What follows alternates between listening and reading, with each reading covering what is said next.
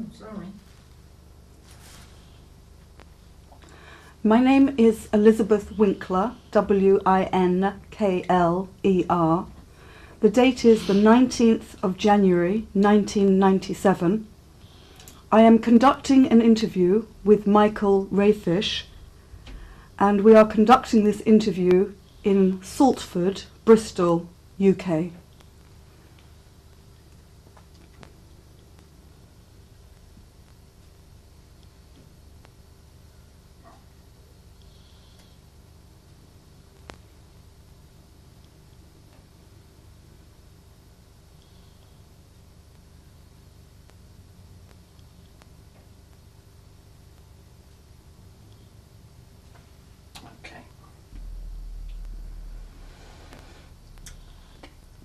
So shall I just start? Yep, okay, Robin. Could you tell me your name? My name is Michael Rehfisch. The full name is Hans Michael Rehfisch, but I have never used it in the past. Do you have any other names? No. Could you spell Rehfisch? It's Rehfisch. And your birth date? My birth date is the 30th of December 1926. And how old are you? I'm 70. Just had my birthday. And what is the city and the country of your birth? Was born in Dresden, Germany. When you were a child, who were the members of your household? Only my parents. My father was Werner Rehfisch, my mother Bettina Rehfisch. I had no brothers, no sisters. I was the only one. And was there anyone who worked in your family's house?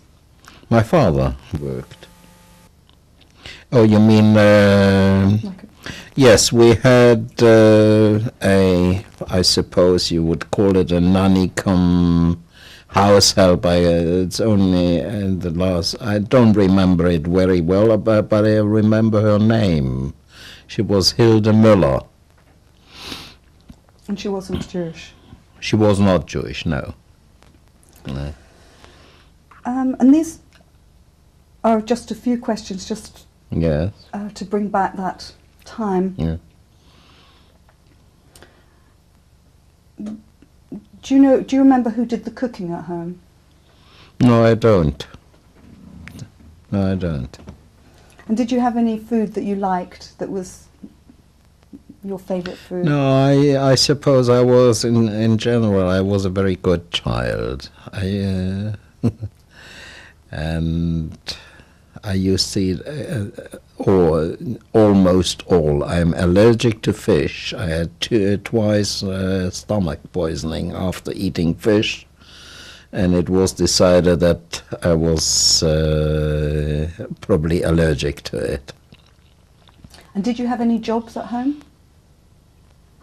No. Just was an ordinary schoolboy. And what school did you go to?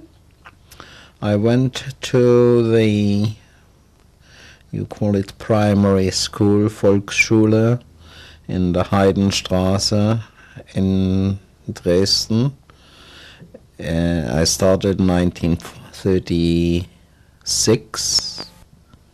Sorry, in 1932. Went there for 4 years, and then after that I started in what you call secondary school. We call it gymnasium, I don't know. And I went for a few months only into the first class, which I suppose is, it was called the sexta, which is the sixth one. It goes down from there, yes. And did your family attend synagogue? No.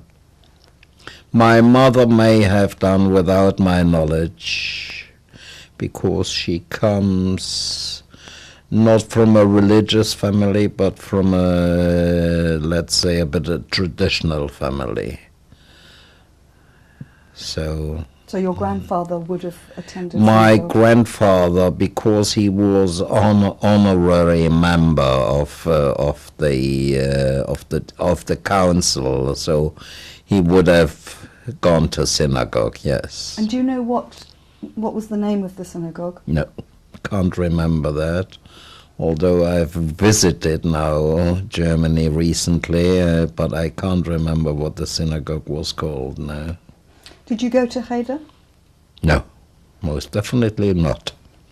I had to go in 1936. I had to go to you would call it probably Sunday school, I don't know. I had to go a few times to get a little bit of Jewish education.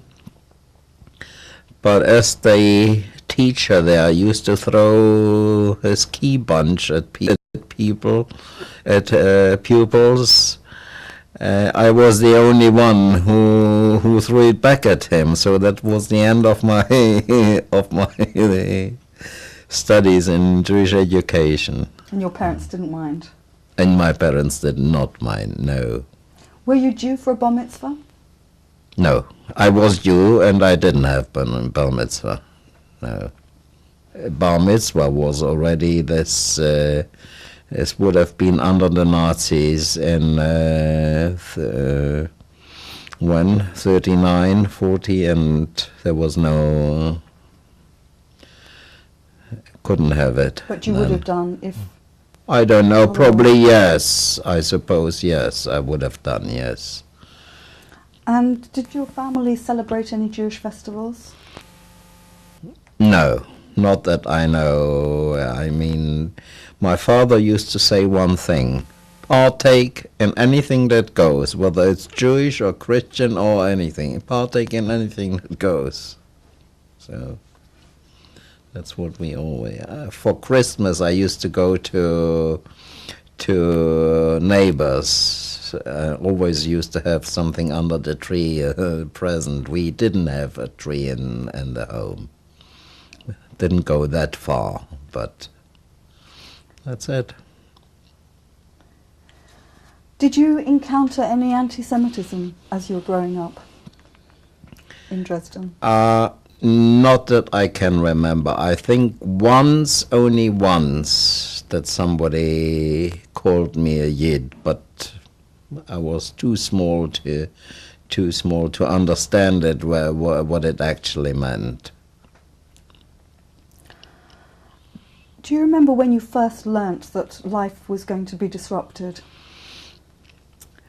Yes, this is one thing that sticks in my mind until today. It was in 1937, I think, yes, early 1937.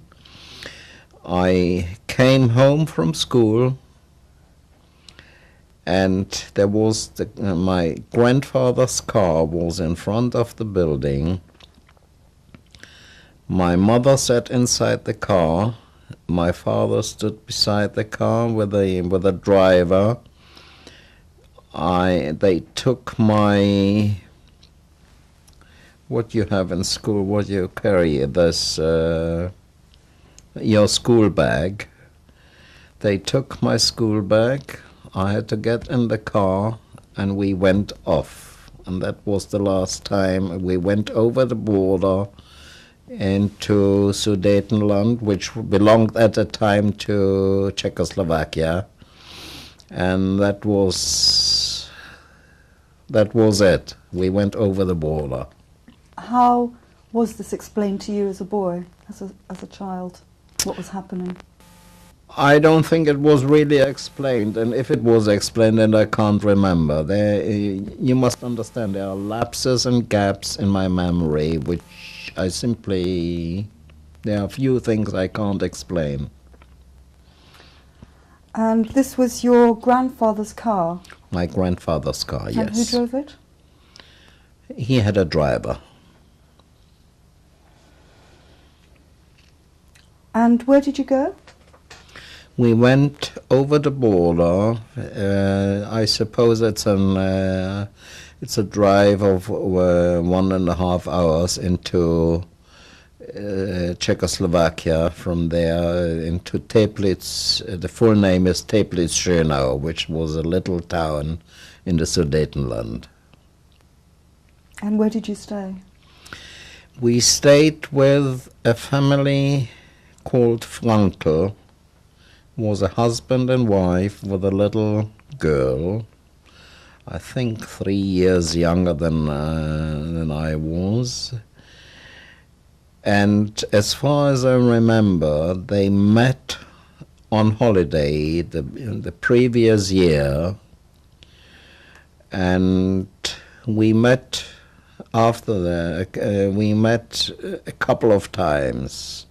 And this is where we went, and they offered to accommodate us. Whether anything was previously explained or whether anything was, don't know the word for it, arranged.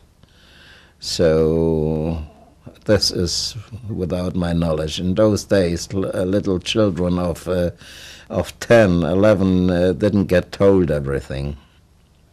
Do you remember the names of the parents? Yes. He was Karl Frankel. His wife was Tony. I suppose it was Antonia.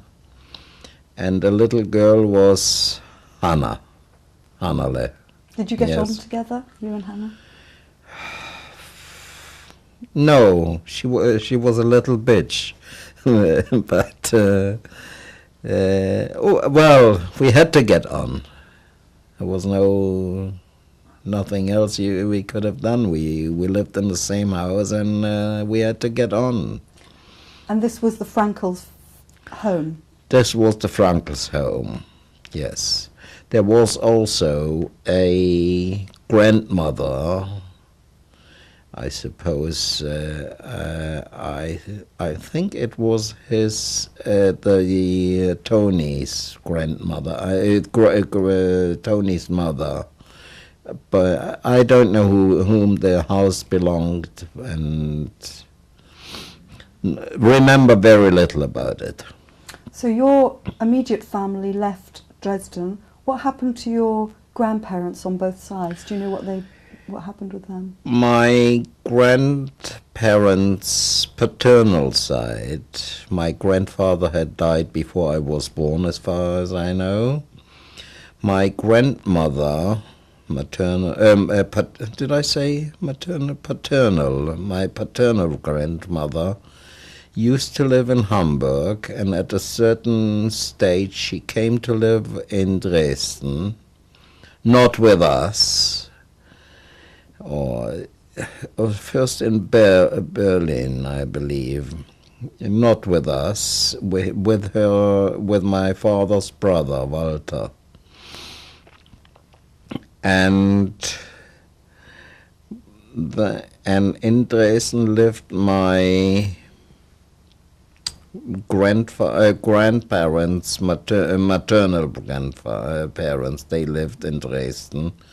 We used occasionally to visit them.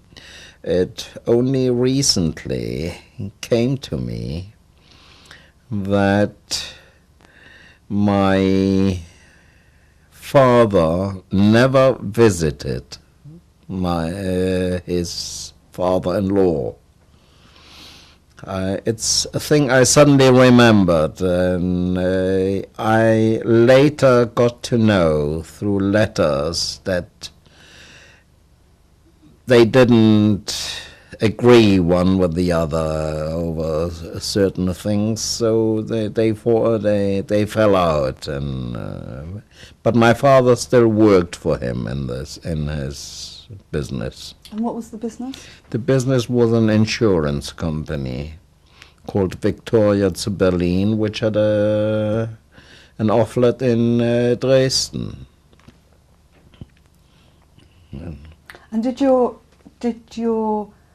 maternal grandparents, did they stay in Dresden? They stayed after we left. They stayed on, I think, for about a year or so, and they got visas to then Palestine, which later became Israel. And your paternal grandparents? Well, as I said, my paternal grandfather died before I was born. My paternal grandmother went with my uncle, my father's brother, went to live to Italy, and from there on to Ecuador, Quito, Ecuador. Exactly the dates, I mean, one can look it up in the passports, but I don't think that it matters whether it's 41 or 42. I can't really tell. Do you remember the adults talking at all about what was going on? No, because the same applies. Little children were not allowed being somewhere near where it was being talked about. And did you have an idea yourself? No, none whatsoever. No. And do you know why your family left Dresden when they did? I don't. It's there were some rumors later on that my father may have been a bit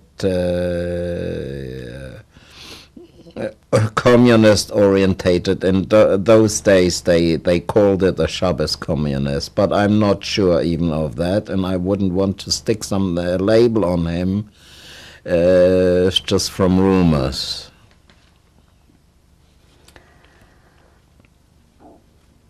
And did you stay in Teplitz with the family? We stayed for a few months. Again, I can't say exactly how long.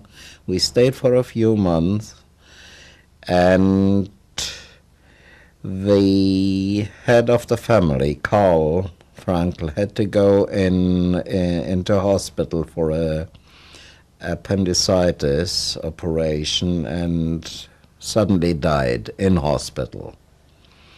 And after that we moved, I think within a few weeks after that.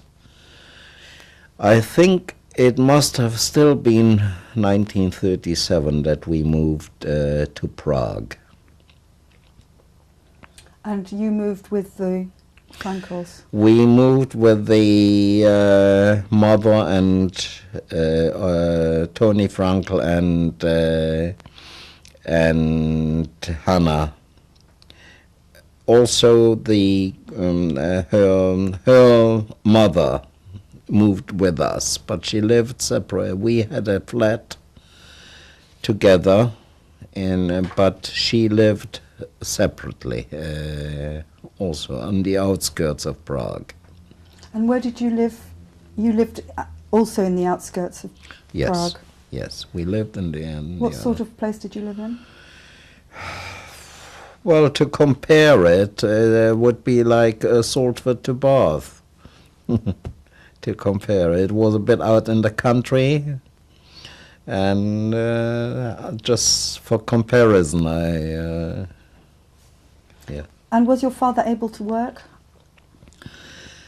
Officially, my father was forbidden to work. They didn't allow foreigners to work, and so he worked a bit on the unofficially. He helped out in a garage, did some, but nothing really great. He couldn't do, because of the language problem, he couldn't do anything else than just helping out in a little garage, which he could work there. And did your mother work? And my mother and this Tony Frankel, they worked at home. They took in sewing. This is what I remember. Exactly how and what, I don't know. And so you went to school in Prague? I went to school in Prague, yes. I had to go 2 classes down because of the language. I had to learn the language, which in those days I grasped very easily. Inside of 1 year I was almost fully acquainted with the language. And did Hannah also go to school? Hannah also went to school, yes. Yeah. And when did things begin to change in Prague? Do you remember the first time? My father died on, I believe, is the 13th of January 1940. And that was still in the flat in the outskirts of Prague. By then the Germans had occupied Czechoslovakia, and a few months after that we were ordered to move into the center of Prague. It was done to centralize the Jews. And we had to move into a 3-room flat where 2 sisters had lived previously, and they got 1 room. My mother and I had 1 room, and this Tony Frankel and her daughter Hannah had 1 room each. Hannah at some point left Prague. Do you know when? Yes, this is a thing I forgot. Yes, she left still when we were living on the outskirts of Prague. Yes, she left in 1939, and that was the famous Kindertransport, which were arranged by Jews from England, who gave the money, and I was also supposed to go, and always arranged. Somebody put up the money for I believe it was my grandfather who put up a bit of money for me to go to England, and just before 2 or 3 days before I was supposed to go, the war broke out, and I couldn't go. Hannah was lucky to arrive here, and I knew even where I was supposed to go. I was supposed to go to Stoke-on-Trent. Did you see her off when she left?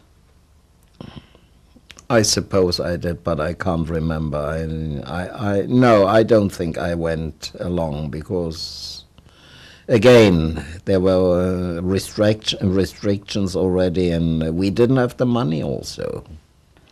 And when you found you couldn't leave,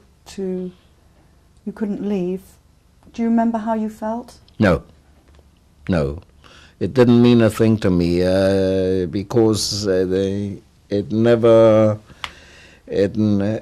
came to it, and I don't think we discussed it before. It was not discussed beforehand whether I would be going or not.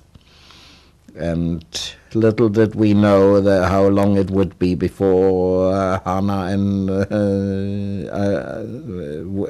before we knew how long she would be going for. So it seemed she would be going for a short time. Yes, that's what I think was what it was said. Didn't know anything.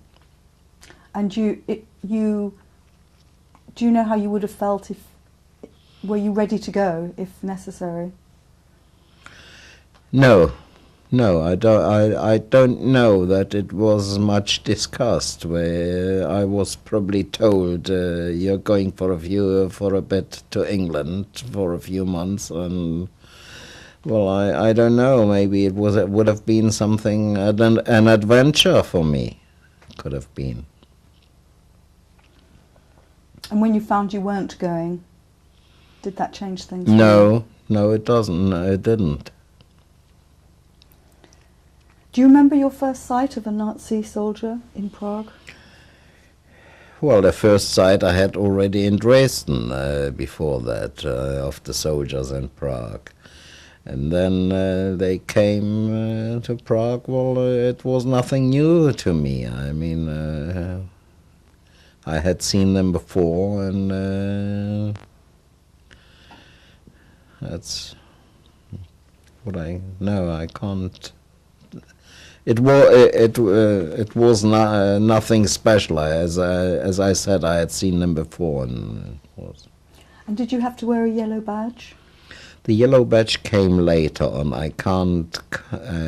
Must have been 1940 sometimes, I believe. I can't remember.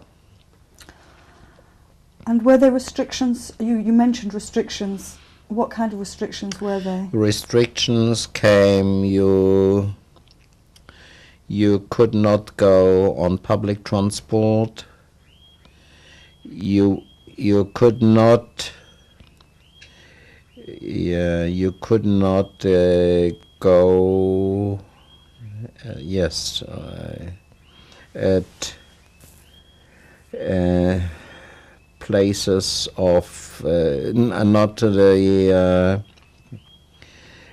cinemas or theaters and so on. So. And you had to be home at a certain time. Yeah, there was a curfew for Jews. And what about school? School, I was not allowed to go. I think the same happened in 1940. I couldn't go anymore to school, and it took a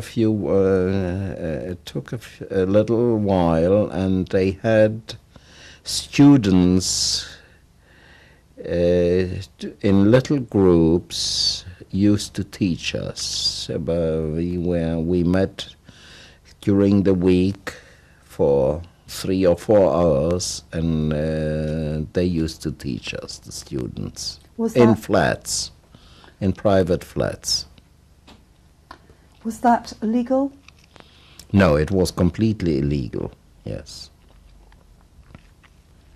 And what about where you could play? Well, there was only one place in the whole of Prague where Jews were allowed to play.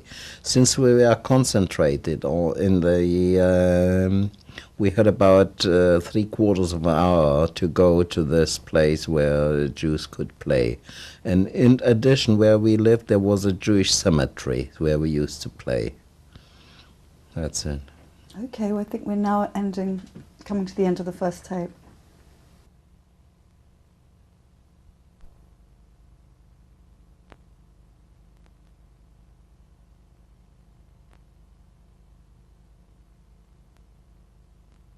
Tape with in an interview with Michael Rehfisch on the 19th of January 1997. You were saying about your father that he died in January 1940. Yes, that was still when we lived in the outskirts of Prague.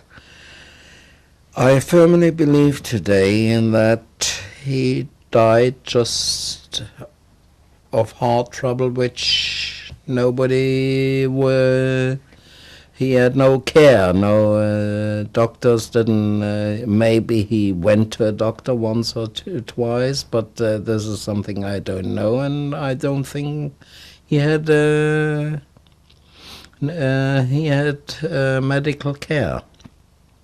And he died in the middle of the night, and of a heart attack. That's what I was told. Do you know where he was buried? He wasn't buried. He was cremated in Prague on the in a Prague crematorium. Do you remember how this affected you at the time?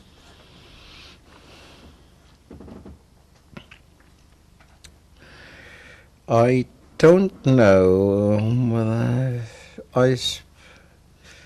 it didn't affect me at the moment. It only came a bit afterwards when I suddenly missed him when I had a question to ask, or so.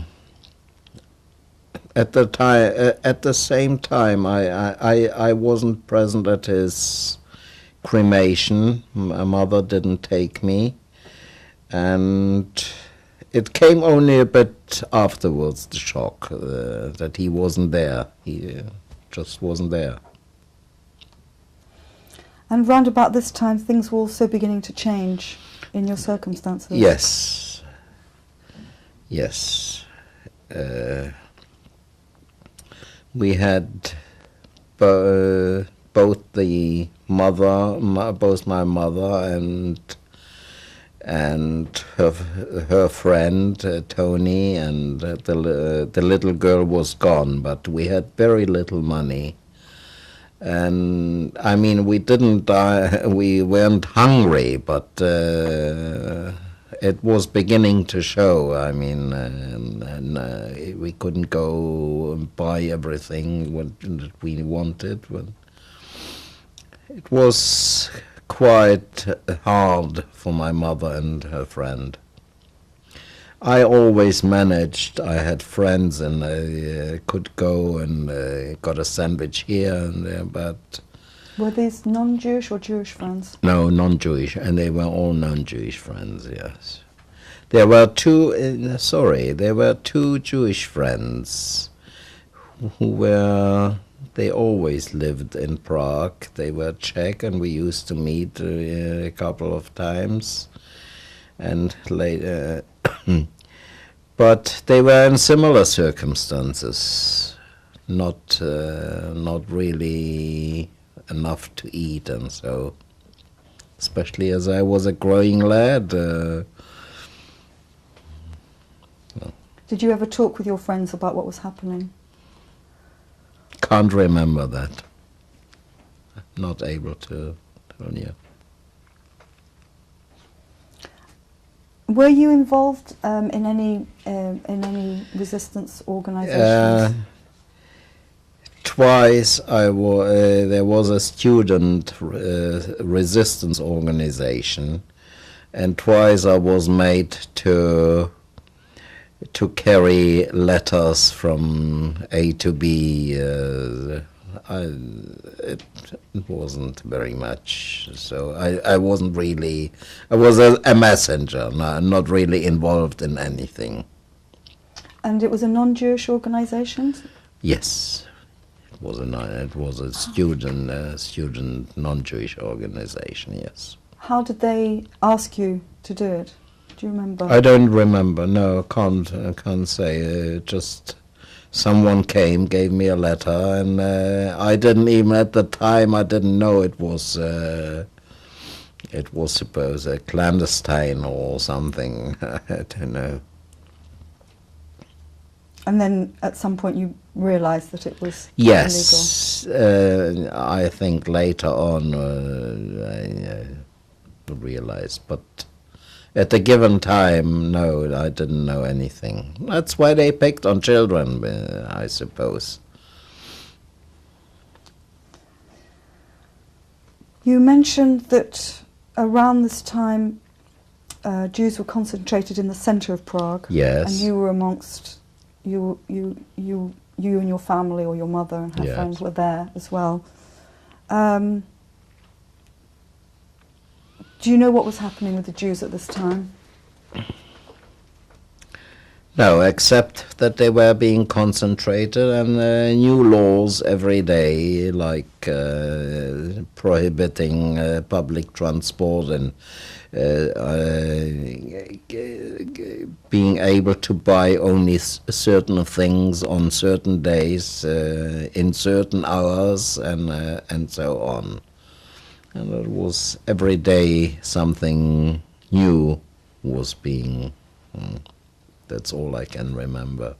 Exactly how and when I can't remember. And were Jews being moved away from Prague at this time? The first transports went in 1941. And they went, I believe they went to Poland. First transports. 1941 they started to build Theresienstadt, the ghetto to be, and they organized small groups of Jews who were good with their hands or had learned a profession like carpenters and builders and so on, and they sent them to Theresienstadt to start to build the camp. And how did you know this? This only later did I get to know what it was all about. At the given time, I didn't know anything. And when the first transports happened, did you know where the Jews were going? Did you know anything about it? No. Again,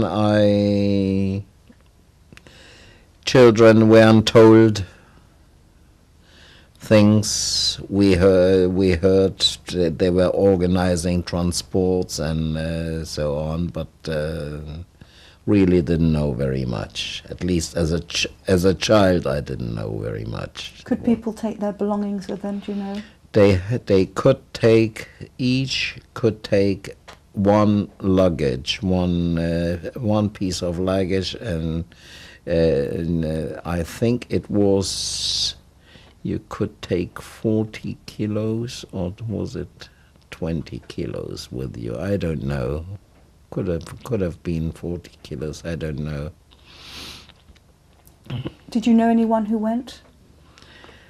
Yes, I knew at the time they used to create little groups of helpers to help aged people or invalids, to help them. And on a few occasions I was being recruited to help people along. And what kind of things did you do? Well, mainly probably helping to carry. They had a concentration point in Prague, and people had to get there. So we helped them to get into cars or trams or so to be able to go to the concentration place. And from then, do you know where they went? No, not at the given time, no. And then there came a time when, and I'm sorry, you stayed in Prague. I stayed in Prague, and in 1942 we were given the order to pack our belongings and go on a transport.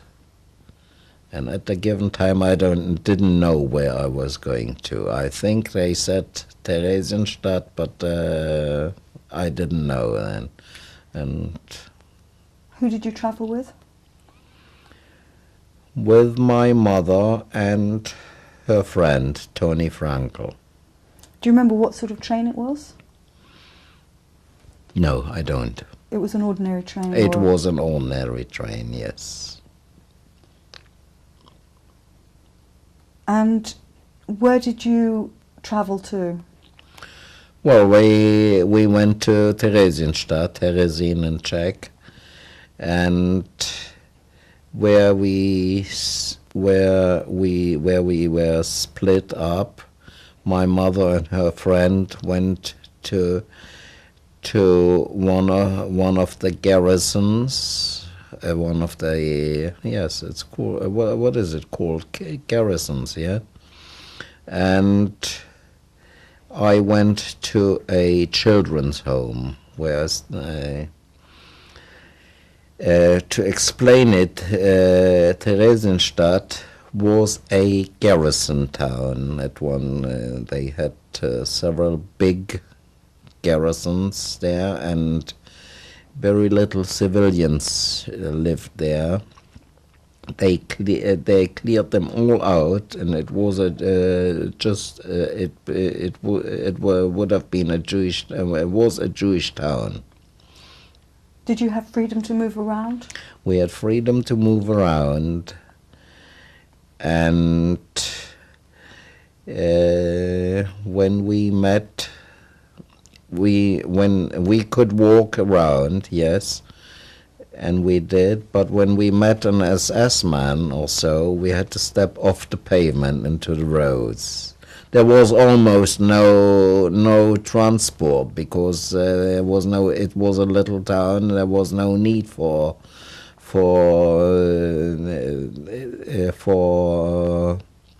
motor transport. Only the SS went, and the Czech police. So when we met an SS man on the street, we had to step off the pavement. What was the conditions like in the children's home? Do you remember? The children's home, I think I was on the verge, age-wise. I stayed only, I think, only a couple of months, and was moved to a teenagers' home, I would call it. I was too big for the children's home. I think it went up to the age of 15 or 16, and then we had to move to another home. And do you know where your mother was, or what she was doing? Yes, I could visit my mother almost every day when I wanted to. She was in a big block in a garrison, and she was in a very, very big room with bunk beds with about 40 or 50 other women.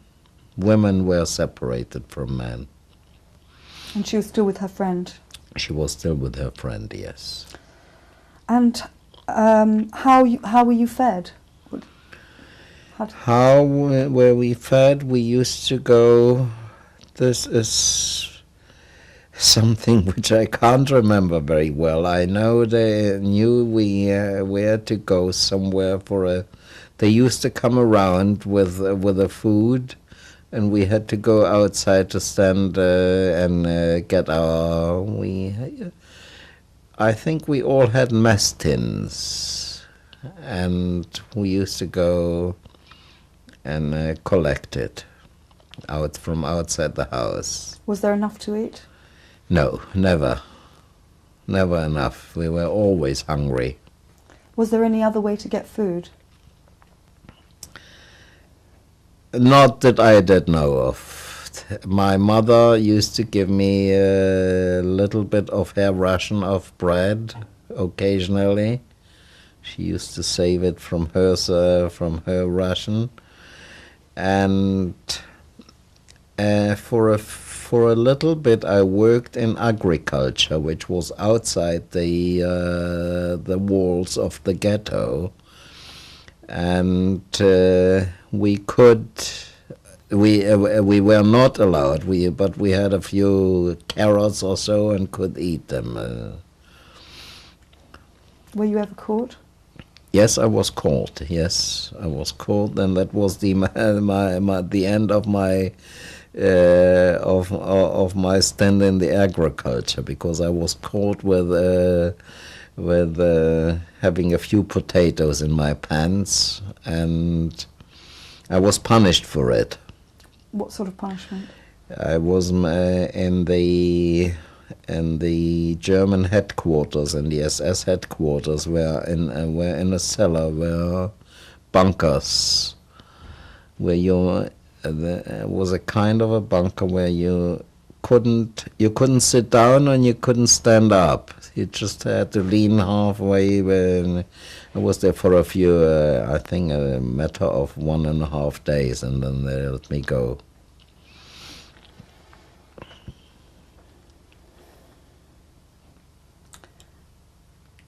Did you do any other work? Yes, I did. I became an apprentice. Let's call it an apprentice in the carpentry, which was for the German, which mainly was for the German soldiers, and so we did carpentry work. Do you remember what you made? Well, mainly giving the carpenters his tools, and in general helping out, not really doing anything. And was your mother working? My mother was working as a nurse in an old age home. And who, you mentioned that the guards, there was German SS and Czech police. Yes. Were there any Jewish police? Yes, we had a local police they were called the Ghettowache. They had batons,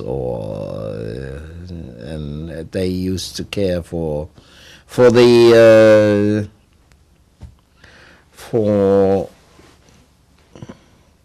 I don't know how to call it, for the safety and inside the ghetto, and to look that everything was all right.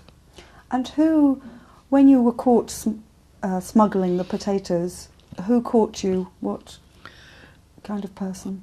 I think it was an SS man who caught. It was a regular thing. People were always being caught because we used to try and smuggle a bit of food out. Did you witness any transports going from Theresienstadt? Witness, no, but we heard people were called up for transports, and it was said to the east. What was then meant under to the east, I don't know. And what about social activities in the ghetto? Were there any? There were social activities, yes, especially when it was said that the Red Cross was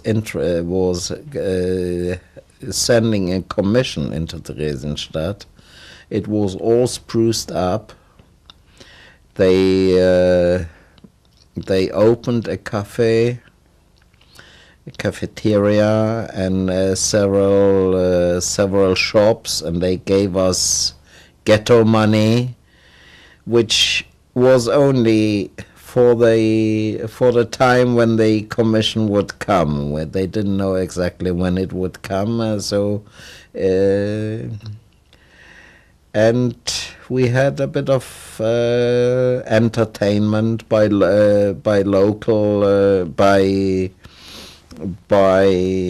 own. Don't forget, the Jews were big musicians and so on, and entertainers, and there was quite a bit going on. This was even apart from the Red Cross visit? That was even apart from the Red Cross, yes. Where would they play? They would play in those big garrisons, probably on the top floor. Would clear out and make a bit of a makeshift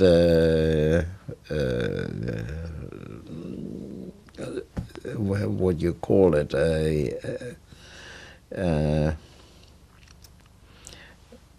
Like a stage? Like a stage, yes, and people to sit on the floor and so on, and just a place to have a bit of fun, entertainment, yes. And was it secret?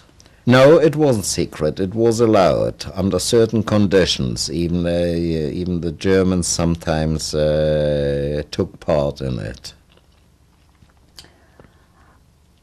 And do you know how many people might gather for those kind of evenings? Or No, I can't say, because I used to go only to the things that were created for children or teenagers. I didn't go where the older people went. So I can't really begin. It's only something which I used to hear, where people were violinists and so, and we had an orchestra, and they used to play, and even new music was being created there. And what kind of shows did they put on for teenagers and children? Well, I suppose little musicals and so was quite nice, I suppose. And what time of day would that be? Can't remember, when would have been late afternoon or so. And did you have friends in Yes, Theresienstadt? I had many friends. We used to live about 8 in a room. But there again, my gaps in my memory, I can't remember names of them, and as opposed to a friend whom I met after the war in Israel, he remembers all the names and all the things we've done, and I don't.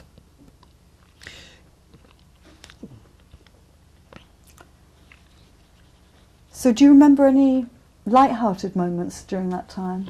I suppose there must have been, yes. Remembering special things, no, I don't. But there must have been, because after all we were teenagers, and things didn't look so serious for us. There were always a few good moments. And did your mother stay in Theresienstadt? Yes, my mother, well, she worked there, yes. And when we left in September, she stayed on, but she came a few weeks after me. Or 2 weeks, I don't know. And when did you leave? I left sometimes, I think it was beginning of September. Which year? In 1944. I left Theresienstadt, and we were on a transport in cattle wagons, cattle trucks, and we were going to Auschwitz. So did you say goodbye to your mother before you left? Yes, I did. Did she say anything? Do you remember what she said to you? She cried, I remember, but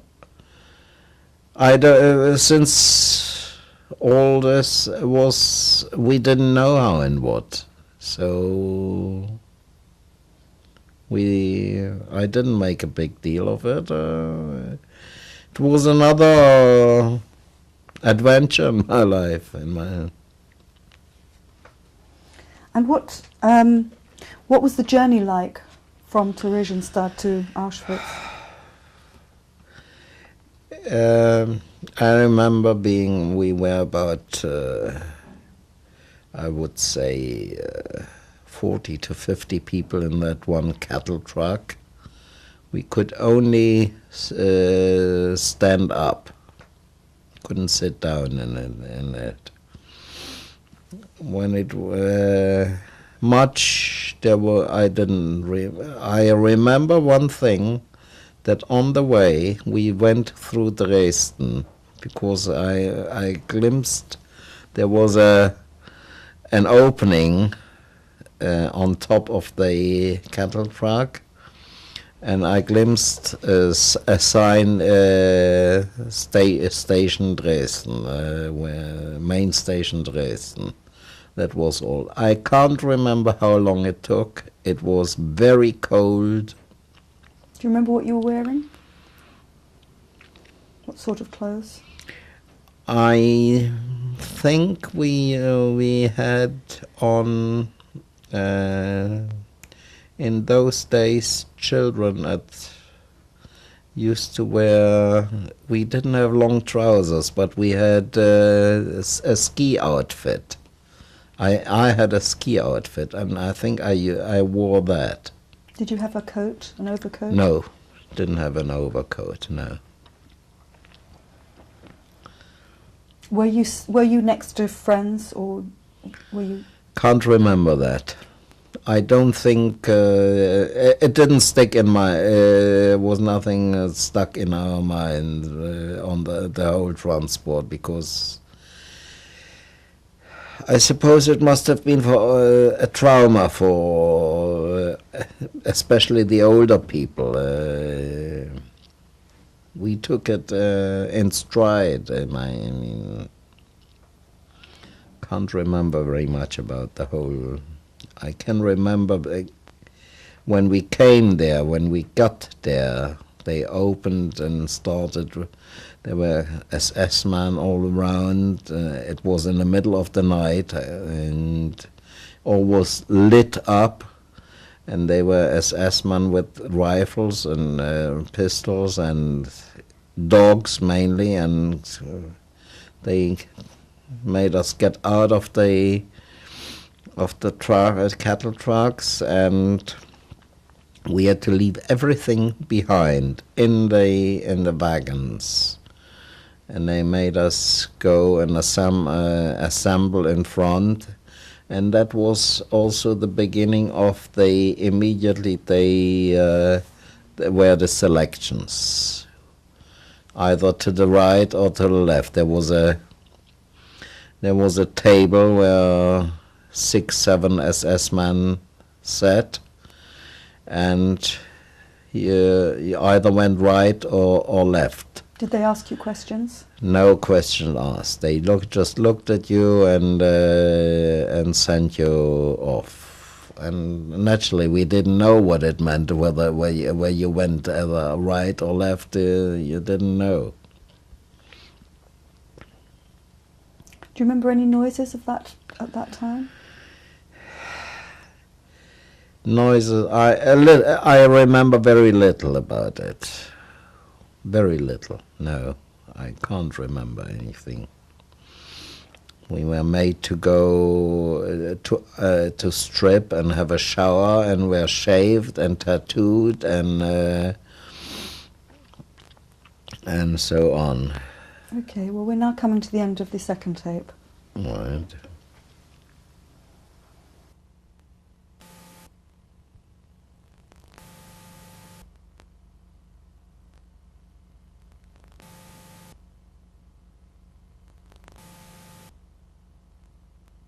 This is the beginning of tape 3, in an interview with Michael Rehfisch on the 19th of January 1997. You were saying, we were talking about your arrival at Auschwitz, and you said that you were tattooed and... We were stripped, naked, went to shaved, all the hair was shaved, and they did also use kerosene in case of lice. Our genitals and our heads were in case of lice, so. And then we had a shower, and then we were tattooed and given those famous pyjamas, striped clothing. What did you have on your feet? I think some kind of wooden sandals. I can't remember exactly what I had on my feet. Do you remember what the weather conditions were like then? Well, it were Poland or Silesia is pretty grim in September already, and at night or even in daytime it wasn't warm. It was very cold. From then on, it was every day it was very cold. How did you cope with the cold? I don't know. I just did. I had no alternative. So. Where did you sleep at night? In Auschwitz, we were what later became what we were told it was the gypsy camp. What we were told later, just before we came, a couple of days before, they had murdered all the gypsies and gassed them and put them into the fire, cremated them, and we went to that camp. We were also told that it used to be a hospital for horses. It was a big barrack, and there was a stove running a lot in the middle. It wasn't lit by no means, but we were about 200 people in there, so it wasn't too bad, and we were out of the cold, and it wasn't too bad overall. I mean, we weren't freezing. And there was straw on the floor, so that's where we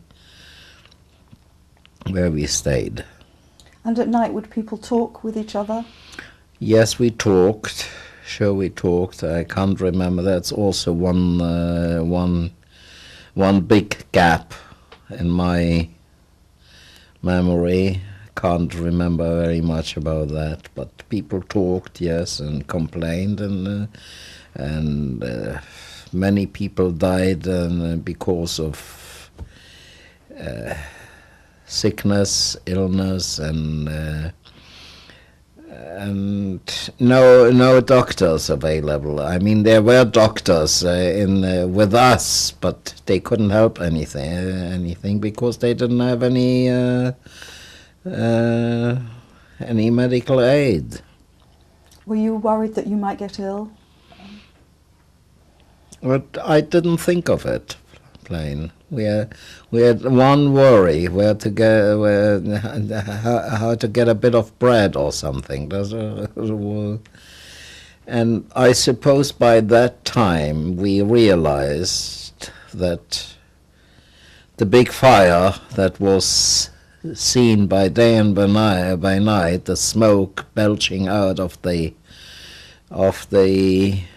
what is it called, out of the chimneys, what it was all about by that time.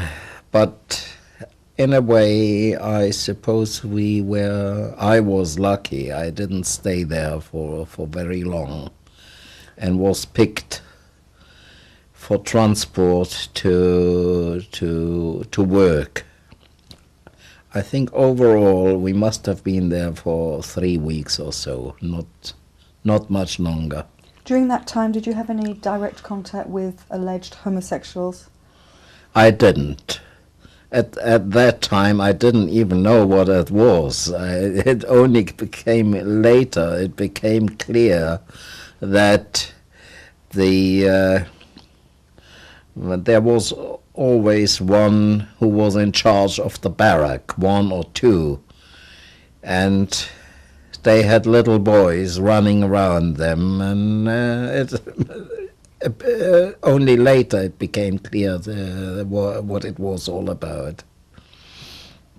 And this was the person who was in charge of the barracks. Were they Jewish or Do you know? Some were Jewish, some were German criminals, which were in concentration camps, depending.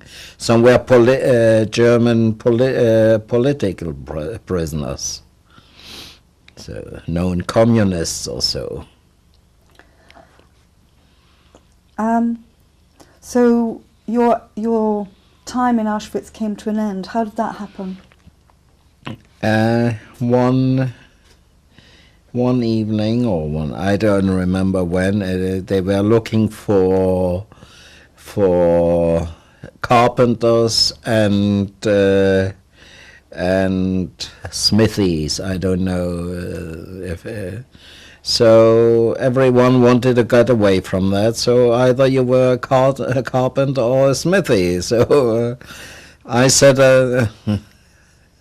I was a smithy, so I got taken onto the transport, and off we went. And where did you go? We went to Gleiwitz, which is also in, all of it was in Upper Silesia. It was a satellite camp of Auschwitz. And there were apparently what became later known to us, there were 3 camps. I was in Gleiwitz number 1, which was a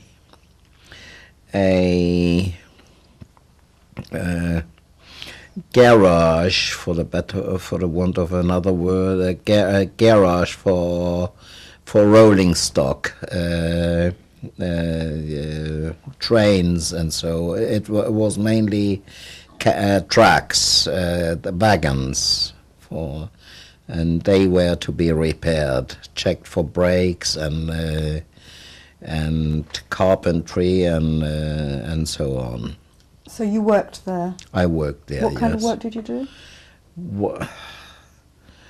Inspecting underneath, inspecting we were told what to look for. I can't remember now what it was exactly, how to inspect brakes and defective wheels.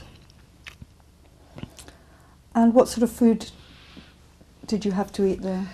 Food, we were given once a day in the morning.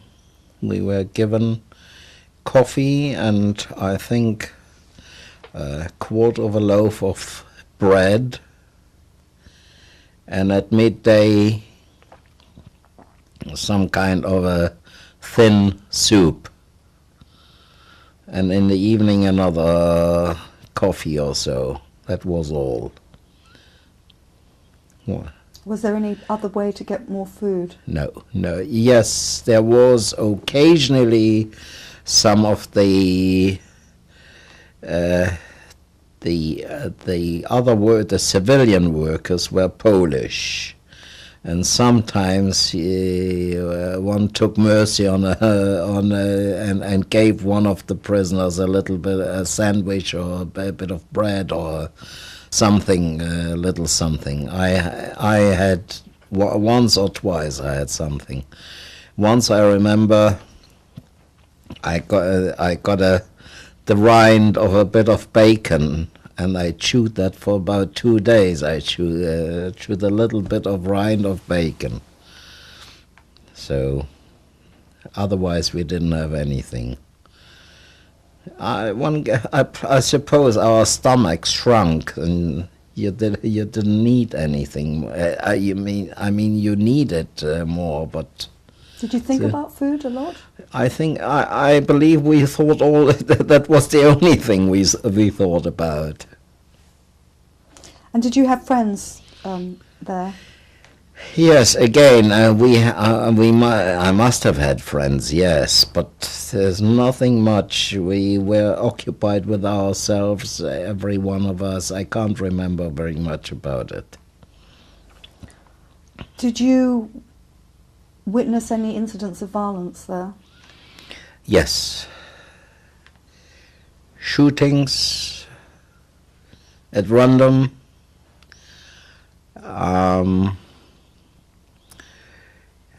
Being punishment when someone did something. I can't remember how and what, but we used to have to watch hangings. Was usually when we returned from work in the afternoon, and we used to have be put on parade, and twice I witnessed hangings. And then one morning we came by the going out of the main gate. There was a stretcher laid out with a man, with a dead body, and written in big letters, shot while trying to escape. And it was later known that they used to, for fun, they used to open the gates and tell inmates that they are free, they could go. And the moment they went out of the gate, they were shot in the back, and it was explained trying to escape. And that's. When did you find out the real reason? When did I find out? Did you know it at the time? Well, it was only what I saw. It was explained later on that it was a ruse, that they couldn't escape if you wanted to. In Auschwitz, they had electrified. What's it called? Electrified fences. Fences, yes, electrified fences. So people who couldn't take anymore used to go on the fence and just burn to death. And were there any incidents of violence towards you during that time? During that time I remember. I mean, I don't remember it. It was one night during the night shift. I sat on one side. We had all those trucks were on inspection holes, and I sat on one side beside the wheel, and I must have fallen asleep. And I awoke. Having been beaten over the head with a rifle butt. And I fell down into the inspection hole and was made to come out, and I was bleeding all over the eye. It was all open. And I was taken to so-called first aid. There was a first aider in the works. I was taken to him. He cleaned it up a bit with water, and he had a stapler, what they would call nowadays office stapler.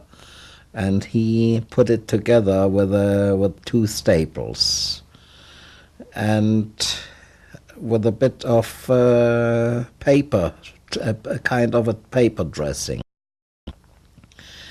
And I couldn't, for a few hours, I couldn't talk.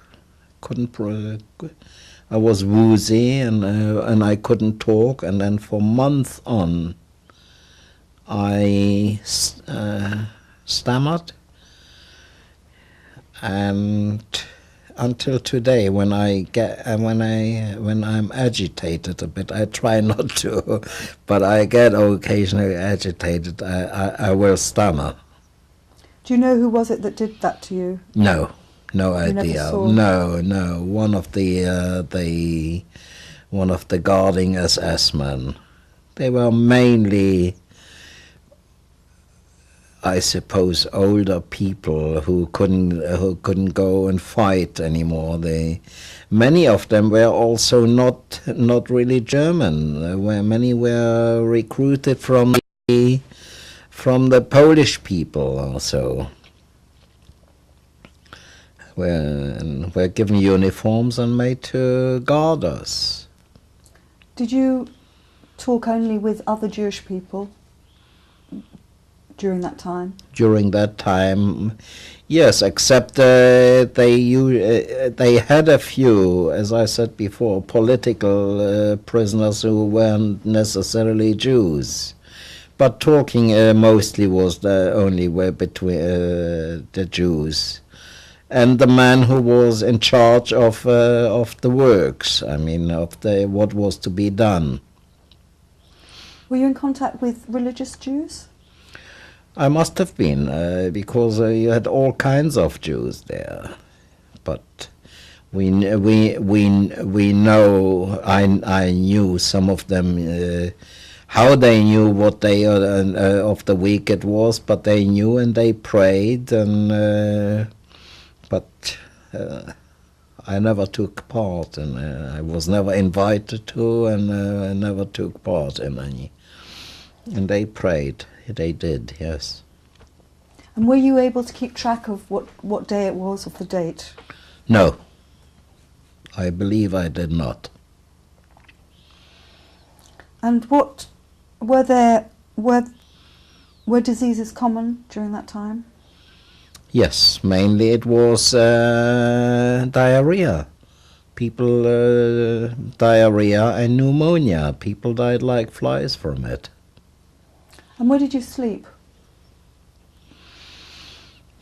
And again, in very large barracks in Gleiwitz, where we were, they had 12 very large barracks.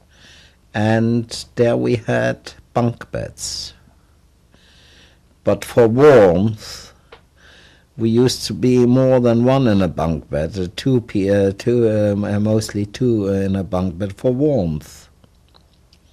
Again, very little that I can remember.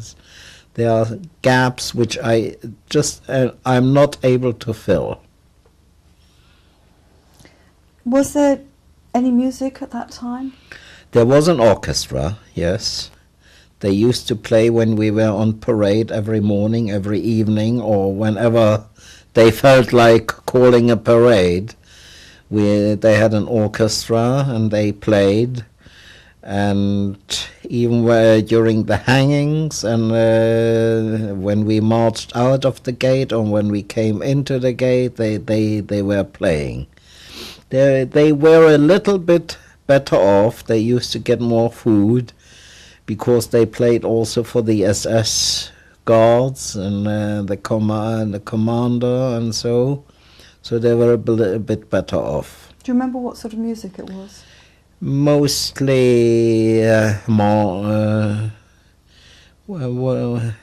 mostly military music for us. For the commander and his guards, I don't know what they played, but mostly military music. Did you have any thoughts during that time of your future, or what? No, none whatsoever. No, we were cold, miserable, and hungry. And how long were you at Gleiwitz? Approximately. Must have been from, I believe, from end of September to the 22nd, 3rd of January. And that year was? End of 45, end of 44 to beginning of 45. When we were assembled and told we would have to march, I think it was a rumor that the Russians were on their way.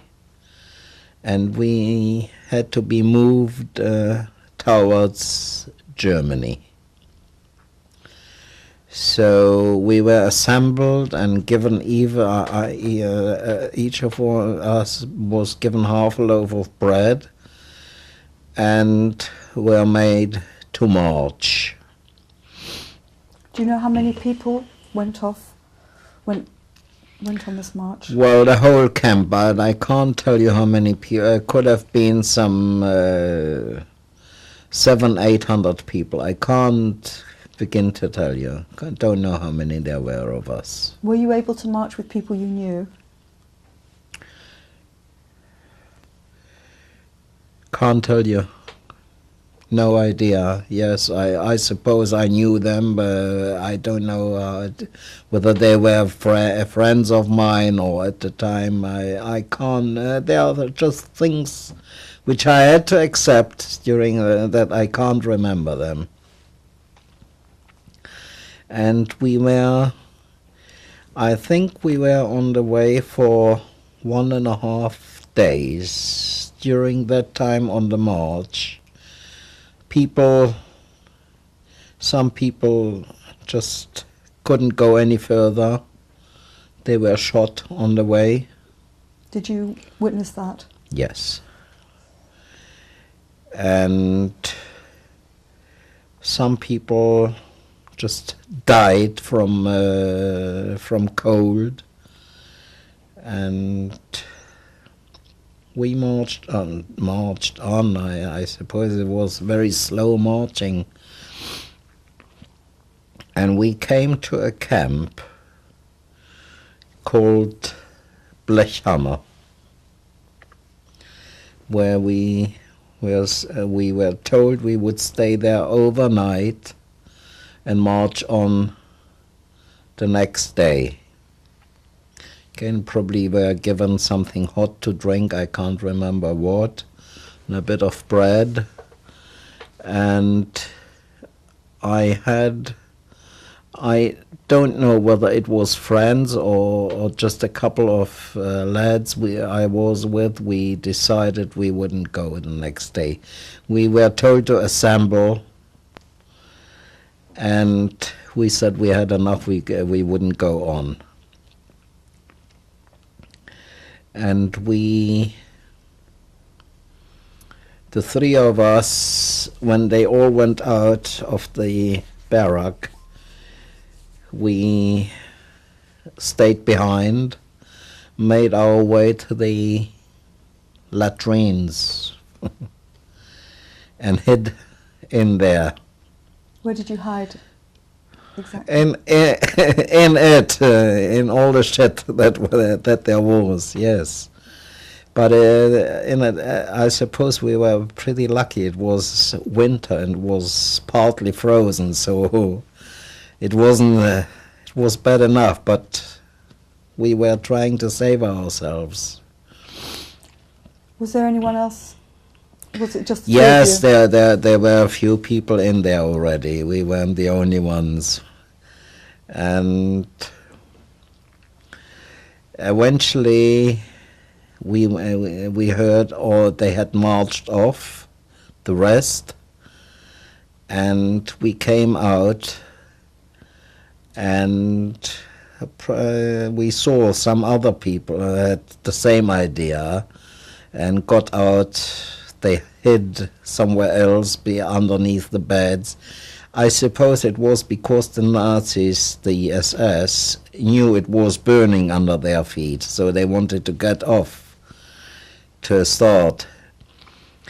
And other people came out from their hiding places, and we were about to raid the stores for food when some SS came back on motorcycles, and they just sprayed their guns around whomever they saw, they tried to shoot. A friend of mine, he wasn't a friend at the time, we later got to know each other, was shot in the stomach, and I had on my leg a bullet grazed me, nothing much. As it was so cold, it didn't even bleed very much. That was probably what saved us. And they went off again, and we managed to go to the stores, and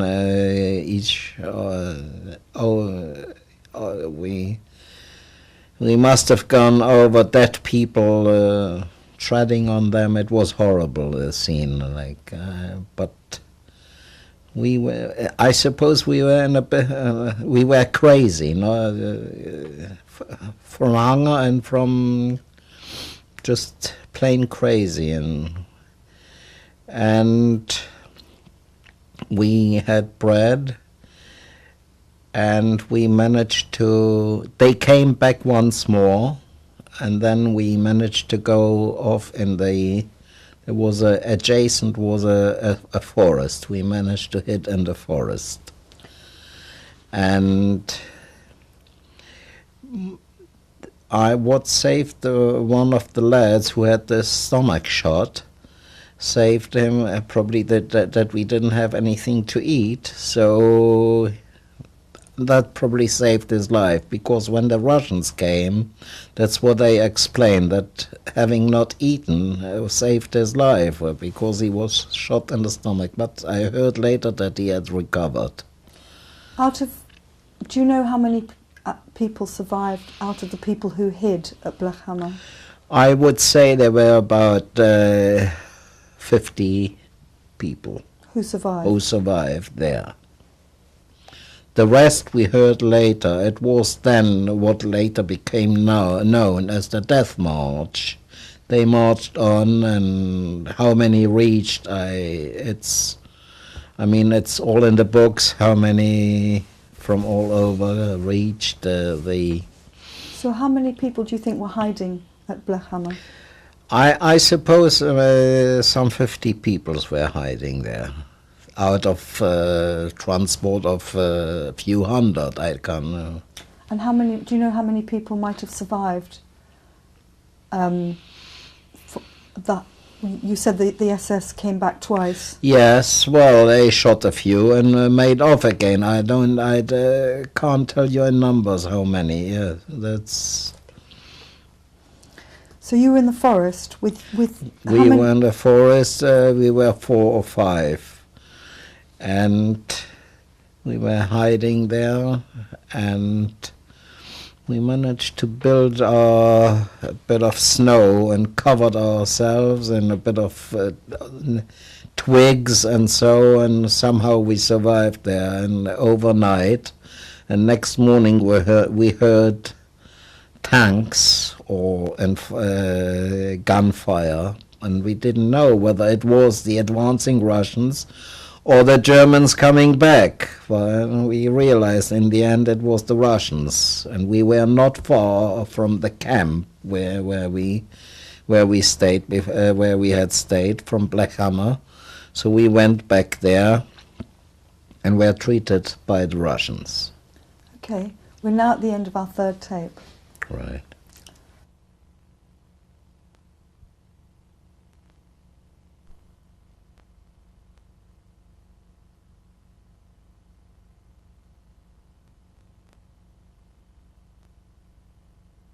In an interview with Michael Rehfisch on January the 19th, 1996. We were talking about the Russians coming to Blechhammer. Blechhammer, yes. How did you know they were Russians? What was your first... Well, how did we know? They had a different uniform, and there was only one possibility in the east, that it only could have been the Russians. Did you look for them, or did they find you? They found us. They found us. By that time we had when we heard, we took a chance emerging from the forest and having a look who it was. So they were all around the camp there in the beginning of the forest. We knew, and there were quite a few Jews amongst them, and they spoke they spoke Yiddish, and we spoke German, and Czech. So somehow we made ourselves understood. So this was when you were liberated? This was the liberation. We were immediately, this chap who was with me and who was shot through the stomach, and I were taken to a medical tent. He was taken off and sent to a hospital. I was treated on the spot, and it wasn't very serious. It was cleaned. It was just a grazing shot. It was cleaned and nothing much. Again, because of the cold, it hadn't bled, and it was all right. Do you remember your thoughts at the time? No, I don't. I don't think we had quite grasped what happened. So I don't know. I think we were pretty happy at the time, and but we didn't know what was in store for us. We made our way. We made our way to a nearby village, which was formerly occupied by Germans who had fled the area. And we went into one of the houses and found clothing. What we found was still heat in the stoves and the ovens, and there was enough wood and coal, so we continued to heat. And I think that was the first time we were really getting warm again. And we found clothing, and we changed and washed a bit, I suppose. I can't remember that, but we must have washed. Anyway, and we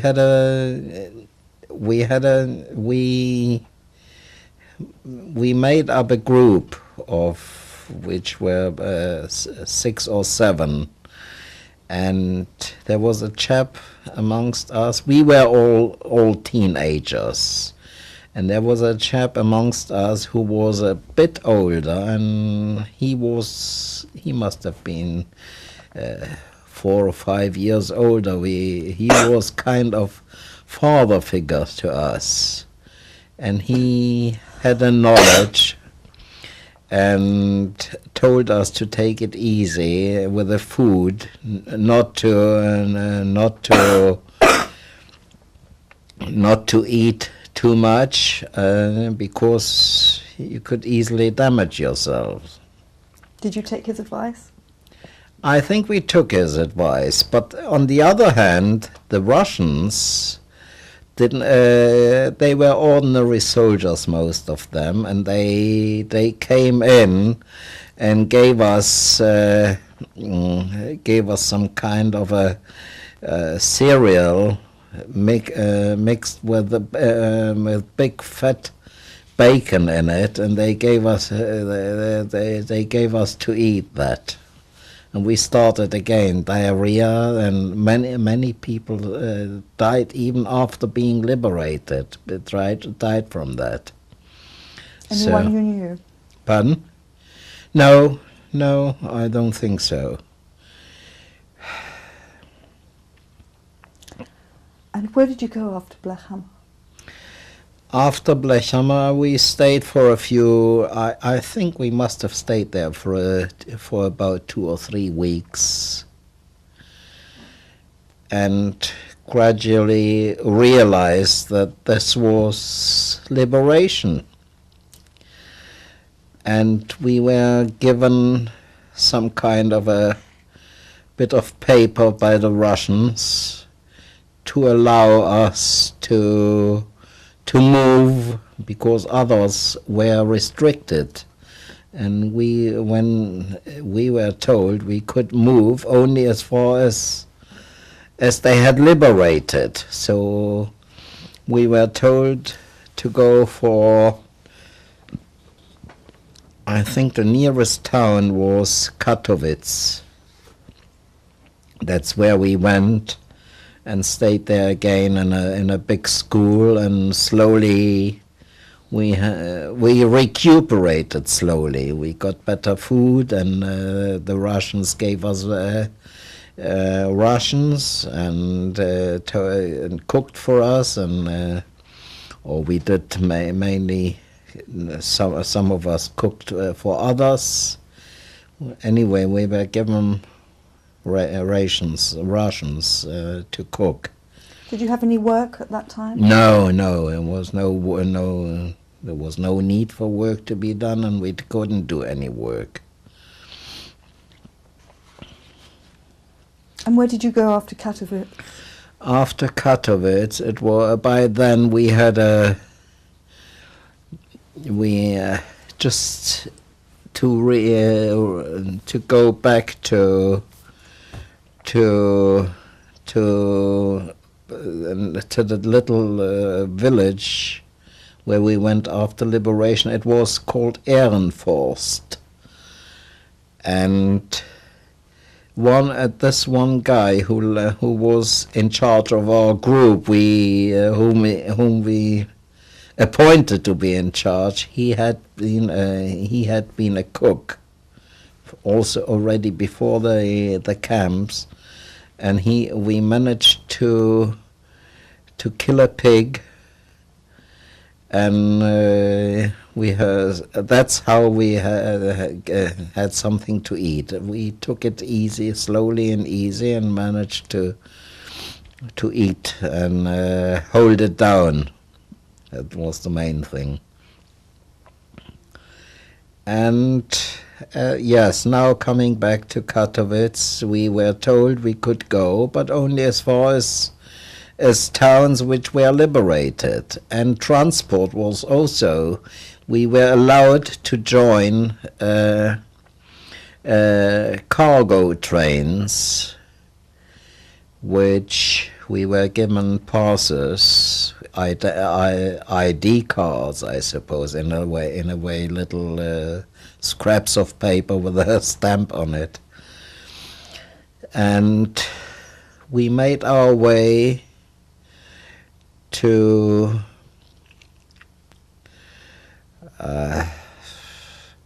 we passed many places. Partly we went to Budapest, and from Budapest to Slovakia, and from slowly going on towards our main our end was to be Prague, because although being German by birth, my friends were all Czech, and Prague was the last place where I went into the camps, from where I went into the camps. So that's where I aimed for. And all my friends, they were all from Prague. And it took a couple, I suppose the better part of 2 months when we could enter Prague after the liberation of Prague. The war wasn't over yet. It was just they liberated the towns, and that's where we aimed for and came to Prague, and there we were already. We were accommodated in public buildings and given food and dressed again and given. Yes. How did Prague look? Did it look the same as you remembered it? Yes, yes. There was very little damage. to Prague because they tried to save it from bombarding. So that's how I am. Yes, I Do you remember what time of year this was that you arrived in Prague? I suppose it must have been end of March, maybe a little bit earlier. I can't remember. This is must have been about the end of March. And did you try and find people when you were in Prague? Yes, I tried to find my mother and Tony Frankel, her friend, and we used to post notices either with the Jewish Council or on train stations, and so we used to post notices. Did you ever get a response? No. By then I had realized, after hearing how many people had died, and so I realized that the probability of my mother coming back was slowly receding. Do you remember your thoughts at that time? I don't think so. My thoughts at the time, having been... I was thinking about when you realised that your mother wasn't coming Having back. been through so much, we hadn't even begun to grasp the enormity of all of it yet, because partly it wasn't known yet, and partly just it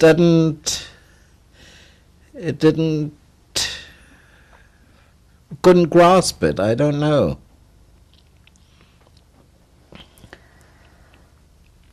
Did you want to stay in Prague? Originally, I originally wanted to stay in Prague, yes, because probably waiting if somebody would have come back, but then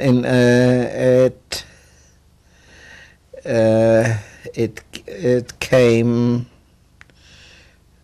that I wasn't allowed to stay, because being of German origin, I wouldn't have been allowed to stay, and would have had either I was given the option either joining the Czech army or going back to Germany. Well, I said to myself, joining the army after a few years in the camps, I wasn't going to join the army, especially as the war wasn't over yet and they were sending troops to Japan.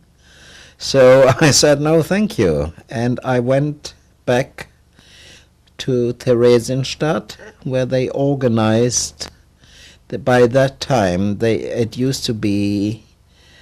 it was a camp where the partly Americans were there, and they cared for all the Jews, which were part of the marchers arrived in Theresienstadt, and I put my name down for a transport to Germany.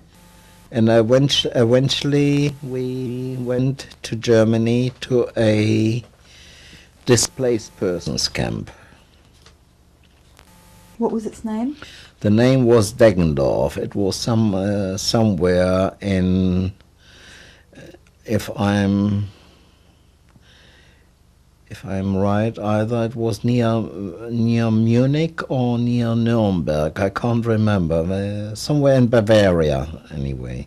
And why did you go back to Theresienstadt on your way to... Well, it was because we had heard that from there you could go on a transport to go to Germany. Well, that's why. How long did you stay at the DP camp? The DP camp I didn't stay very long. We just got used to staying there. It was a big big building, probably formerly also a barrack, army barrack, and we got used to it. There was some kind of organization, either the Red Cross or some other Jewish organizations, and we were asked where we would like to go. And I had made my mind up by that time that I wanted to go to America. Somehow I thought that I would go to my uncle in whom I don't know how I knew, but I thought he would be in America. My uncle, my father's brother. And anyway, I put my name down. What later transpired that it would have taken a few years because there was a quota for people going to America, even Jews, but what mattered was the German origin. That mattered. There was a quota for Germans, no matter what, even if they were Jews. So we stayed there, and after a couple of weeks, that was the American zone. We had plenty of food and everything well cared for, and we were on a very good way to recovery already. And medical aid and everything was available. And after a couple of weeks there, one morning appeared a soldier from the British Army, but with a tag on his sleeve written Palestine. So what transpired was that he joined the army in Palestine, the British army. They fought in Italy, and he was stationed by then in Italy with a transport company, which was all Jewish, and he had asked for special leave to go to Germany, from Italy to Germany, to look for his mother, and was given also information from my grandfather, who at the time lived in Tel Aviv, to look also for my mother and for me. So by pure chance, he found me there. He later realized that his mother wasn't alive, and on the way back he took me, gave me his spare uniform, and smuggled me over the border to Italy to his company, where I stayed again for a few months. Did you have to pretend to be someone else? At the time, going over the border, I was given just two forms, which one was a leave pass in my name. The other form was that my paybook and so on was in the company office, and but nobody ever stopped us. So I was taken by him from over the Brenner Pass into Italy, and to his company, which at the time was at a very nice little town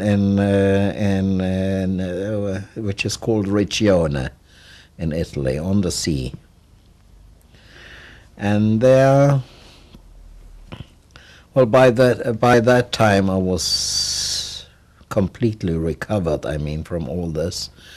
And I was living there illegally being in British uniform as a soldier, but not getting any pay. But I learned to drive. They taught me to drive, and Who's they? the chaps from the British Army, from the Jewish company of the British Army. They knew your status? Yes, they knew. I wasn't the only one. It was being organized all over with all the Jewish companies had some refugees. There was also a Jewish brigade in Italy. In addition to the companies, there was also a Jewish brigade. And they all managed to smuggle Jews into Palestine. Yes, and this chap who took me there. What was his name? His name was Hans Rötler. Could you just spell the surname? The surname is Roethtler. And well, he asked for me, and what transpired that he was not even blood relation, but he was some kind of a far cousin of mine. And he took me there to Italy, and we went partly in Florence, partly in Riccione, and they tried twice to send me to Palestine. The first time it didn't succeed, and because it was discovered by the British. And at the time, Jews were not allowed into Palestine, only by visa. So they had to smuggle them. And the second time, I think it was January 46, when I arrived after being in a transit camp in Taranto in the south of Italy, and going through on a transport ship to Egypt, Port Said, from Port Said to Ismailia, all where Jewish companies were. And from Ismailia I was given a leave pass to go to Palestine for a short leave. Naturally not in my name, not with my paybook, so in somebody else's name. So you made the journey from Italy to Palestine under another name? Under another name, yes, sure. Many people succeeded in doing that, yes.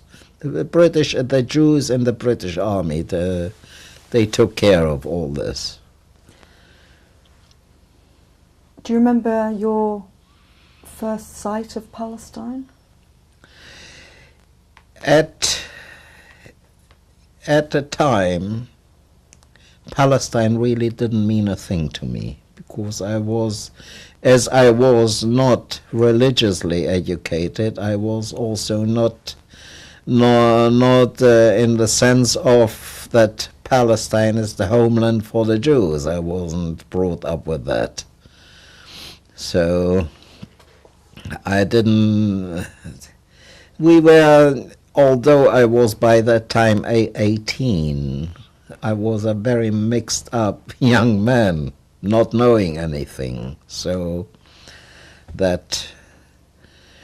arrived in Palestine, that was it. I mean, just as a fact. It didn't mean a lot to me. I knew there were Jews living there, and that much had been told, but really knowing nothing. Do you remember your first impressions? My first impressions, not really, because it was, don't forget, it was all a clandestine operation. We had to sit in a corner and be very quiet, because we didn't know English and we didn't know Hebrew, and we didn't know about anything. So we were told to be very quiet, and having come to the train station in Palestine, we were whipped off the train and into a nearby kibbutz. There we were stripped of our uniforms and given some civilian clothing, and sent on our way to be away from the train station. Don't forget, this was 1946 under British mandate, and things weren't very rosy in those times. When did you take on your real name? Well, the real name I had all the time, but only for the journey. It was under another name. The moment I landed there, I was given a new identity card with my real name on it. Did you know your grandfather was in Palestine? I knew by then. I knew that my grandfather was in Tel Aviv. Yes, because this cousin of mine who found me had told me. He also said at our first meeting he didn't want me to go to America because I had a grandfather living in Tel Aviv. So that's how I came to be in Tel Aviv, right. Did you meet up with your grandfather? I met up with I was driven to Tel Aviv and to a place which was regulated by the Jewish Agency. As it was Palestine, there was no government. There was no real government. It was the High Commissioner was the government, but the Jewish Agency did all the paperwork. And they gave me a new identity card. It was all naturally. It was undercover, and so it wasn't. It was illegal, but it was made legal. So I can't express myself the way I would like to. It was made legal. I mean. And do you remember when you first met up with your grandfather? I was sent on my way. Yes, I arrived in Tel Aviv, the offices of the Jewish Agency, and there after that I got my ID card also, and was told the way to my grandfather, but was put on the bus with a few pennies and told to go to, and I remember talking to the bus driver in German, and telling him where to let me off. I was given the address. Okay, we're now at the end of our fourth tape.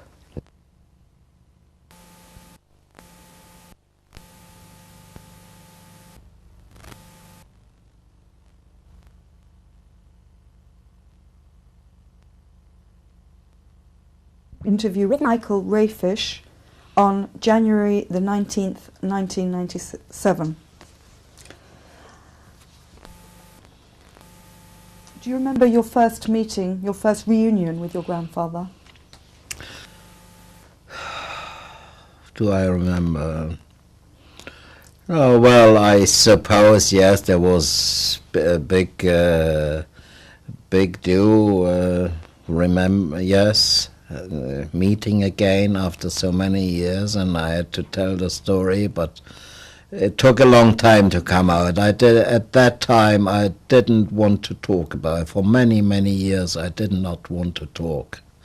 It was, I suppose, realizing today I couldn't talk. It was traumatic to talk about it. And well, I was accepted there. They had a very small flat. There were 3 people, my grandfather, grandmother, and his youngest son, and I stayed there only for a couple of weeks because there simply was no space. So, but I got to know them again, and then there was the thing what to do with me. So they said, why don't you go and try a kibbutz? So I was sent off to a kibbutz. What kibbutz life didn't agree with me, and I never took to it. So I stayed only for a few weeks or a couple of months or so, and then there was one thing still. Although having recuperated fully, my legs were ulcerated, and they tried all kind of medicines and medical aid, and nothing helped. They stayed until one very old Yemenite Jew told me he prepared some sort of a paste from kinds of vegetation and smeared it on, and then told me, if you go to the Dead Sea and take a few dips into the Dead Sea, then it'll get better. And in those days it was quite a long way to go. I mean, the possibility was only once a day to go. There was only one bus a day from Tel Aviv to the Dead Sea. It was on the northern end of the Dead Sea. There was a hotel there, but I didn't stay in the hotel because I didn't have the money for it. But there were a few huts around, and I went in to bathe for a few times. It burned like hell, but after 1 week, my wounds were completely cured of that. Since that time, there's a strong belief. I believe in the powers of the Dead Sea. What did you do for working as well? For working? Oh, in Palestine, I could say. Well, being there on the Dead Sea, I was approached by a lady. What came out later, she was the wife of the managing director of the hotel. She asked me whether I would like to work. I said yes, would like to work, and I started to work as a cook, as an apprentice to cookery. And I stayed there. This hotel was only seasonal because in the summer it got too hot down there. So I stayed there for the first season was from, I suppose, from September till the next end of March.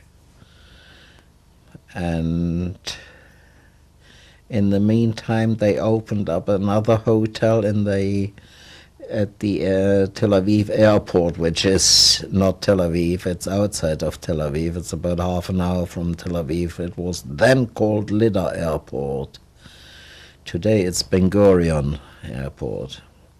They had opened, so I continued to work there.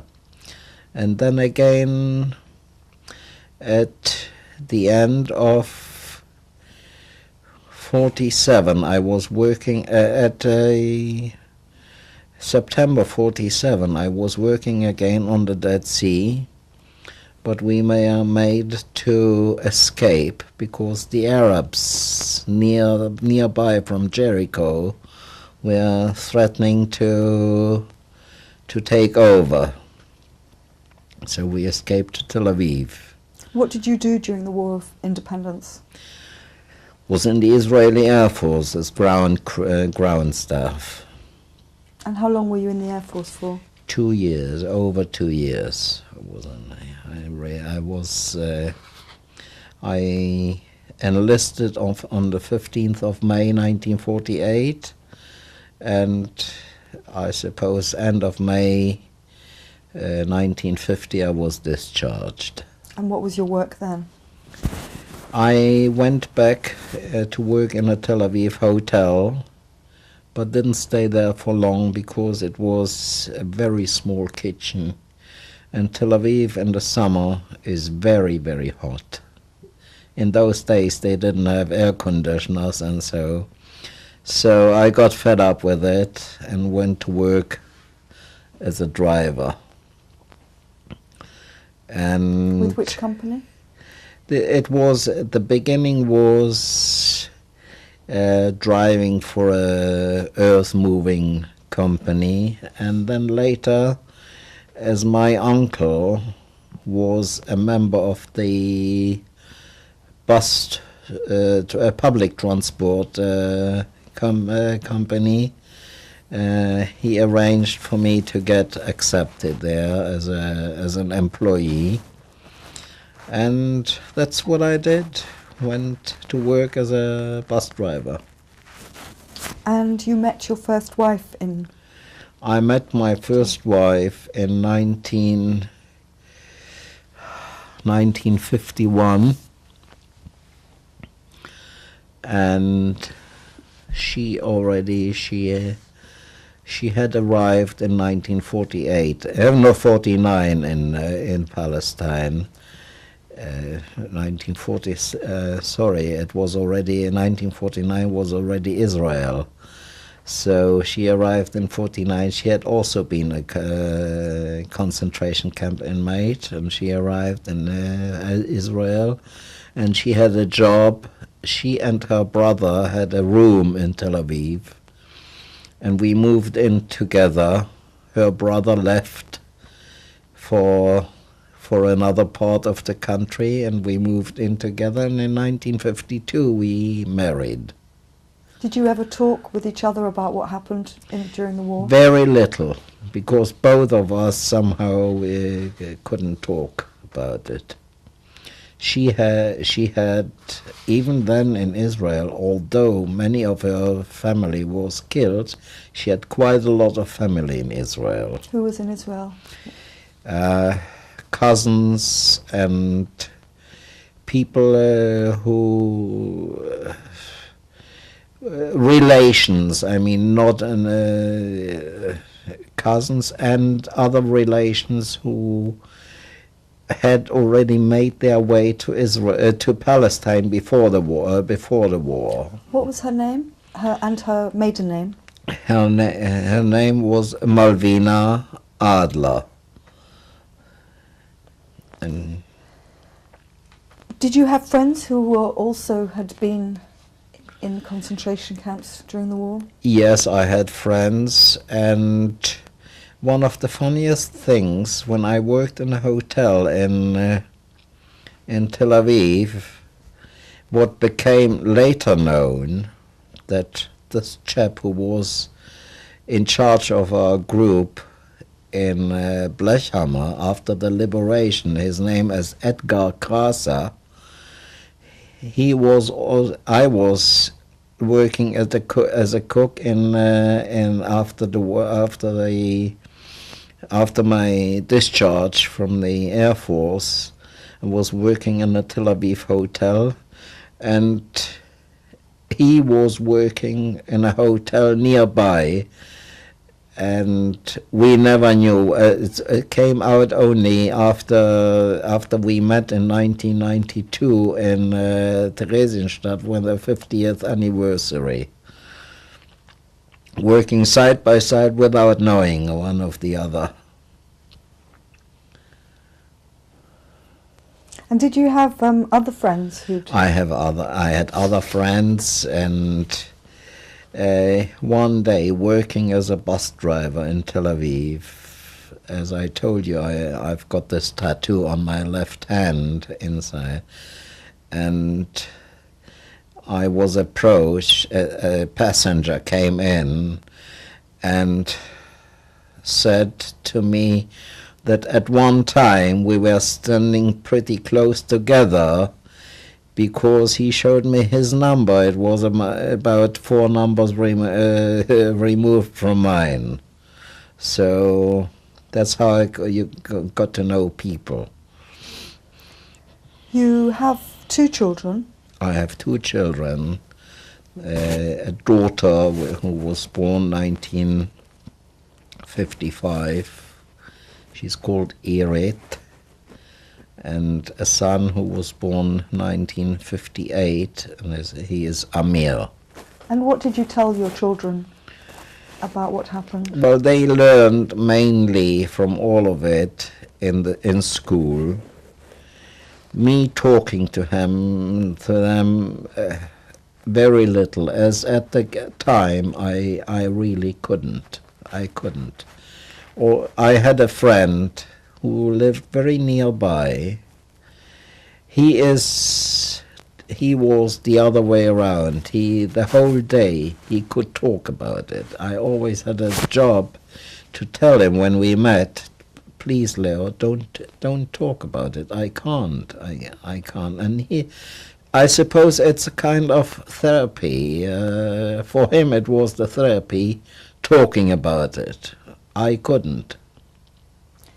Did you feel you had after effects from your childhood and teenagehood spent in such conditions? I can't tell you if it was a fact or the effect of it or what it was. I just couldn't talk. I had many sleepless nights. I used to have horror dreams. For years I was on medications because I couldn't. I spent many sleepless nights. And what kind of dreams were they? Horror dreams about the camps, which came back. As if you were back there again? I suppose so. I can't now. It's for the last 2 years. I suppose it's the first time that I'm completely. It started to get better after the reunion in Theresienstadt in 1992. Started to get better, and eventually they seemed to fade. And I'm not completely free of them. There's still the occasional, but overall, and I've also been able to talk about it, which wasn't there before. When did you start being able to talk about it? I suppose somewhere around the time of when we were getting to go ready to go and meet for the 50th anniversary, maybe a bit before it started to get easier. While in Israel, I never took part in one of the Holocaust memorials. Coming here, the first I knew was that there was a yearly get-together in Hyde Park at the Dell is a commemorative stone, and they used to have a memorial meeting on Holocaust Memorial Day. So that is where I went. And why did you leave Israel? I left Israel I was widowed in 1980. And after my first wife had been ill for 2 years, we both knew what we were in for. She knew exactly where she suffered from cancer of the bowel, and she knew that she wasn't going to live. One thing we didn't know, how long it would take. And she was the one who said, if she dies, for me not to stay and not to be left alone. I mean, she was aware of it, and she knew I couldn't cope alone. I can do many things, but I can't live alone. So after she died, I was there with my son and my daughter, and I got to know a few women with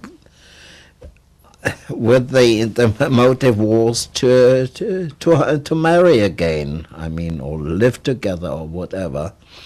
And then in 1982, I went abroad, went for a holiday to Switzerland, and drove around a bit in Germany and Austria, and then back in Switzerland in a little village on near Lucerne.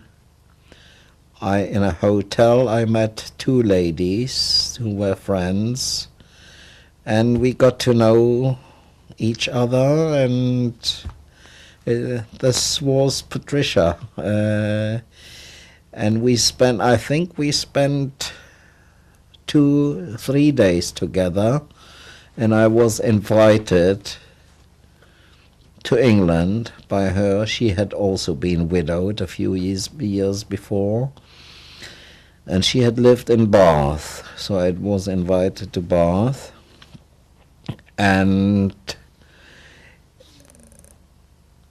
I had to take another couple of weeks special leave to be able to visit her, and I invited her back. By then we were pretty sure we could live together, and I invited her to Israel, and at the time she was working for the Bath Council, and she took also leave without pay, and she came for a month to see whether she could live there in Israel, for me to be able to continue for another 3 years until I could take early retirement. And that's what we did.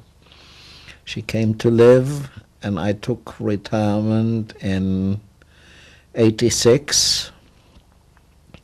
As we couldn't get married in Israel, because as she is not Jewish, they wouldn't marry us in Israel.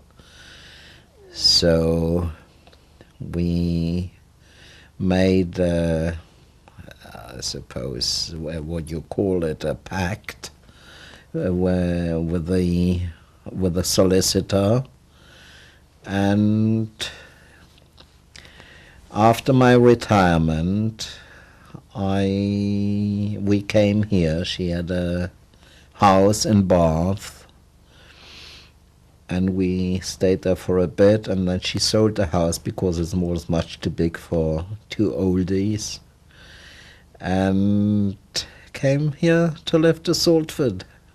Can I ask you, have you been? You mentioned you went to Regenstadt. Have you been back to any other places since? I wanted to go. I felt that I had to go to Auschwitz, since it was the last known place where my mother had been. But beginning of 95,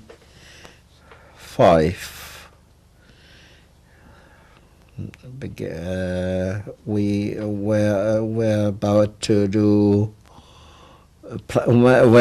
to make plans to go to Auschwitz. There was a possibility of a flight to Krakow, and from there they had tours on. After we made plans, I couldn't sleep a whole night. So I realized, and Patricia also said this, my mother wouldn't have wanted it, so for the time being, I left it there. But when we went to Theresienstadt in '92 for the meeting, for the 50th anniversary, I went also in Prague to where my father was cremated and a few other places where I'd been before, so it's partly of remembering places. We're nearly coming to the end of the interview. Is there anything you'd like to add that we might have left out? Like what? I can't remind me of anything. You mentioned about Mr. Deutsch. Yes. Being here in Salford, I got every now and then I get a newsletter from the Holocaust survivors from London, and they've got a little newsletter. In one of the newsletters, there was an article that in Bristol, there's a Susanna Crouch in Bristol, translated her father's memories of the Holocaust camps. He originated in Czechoslovakia, where he had a toy shop, and he worked in Theresienstadt and later in Blechhammer. This rang a bell with me, and I remembered that in Theresienstadt, when I worked in the carpentry, there was a chap who was a carpenter, worked as a carpenter, but on the side he used to make from a few wooden dolls for the children of Theresienstadt. So I contacted this Susanna Crouch in Bristol. Mainly it's Patricia who did all the footwork and the guesswork and the looking in telephone books and doing all the telephones. So we got together and we are now friends. Your children, they're grown up and they live in Israel. They're not able to be here for this tape. If they were here, is there a message that you would like to say to them in view of what happened to you? Well, by now they know I've managed, they've learned, don't forget, they've learned in school a great lot of them, a great lot about also all this. And I don't really, I can't put in words what I would like to say. It's partly due to lack of education and being able to express myself. I can't always say the things I would like to, especially in English. Because it's a language I have never learned. I just picked it up. Would you like to say it in another language? No, it's just in general, it's expressing yourself. It's not easy for me.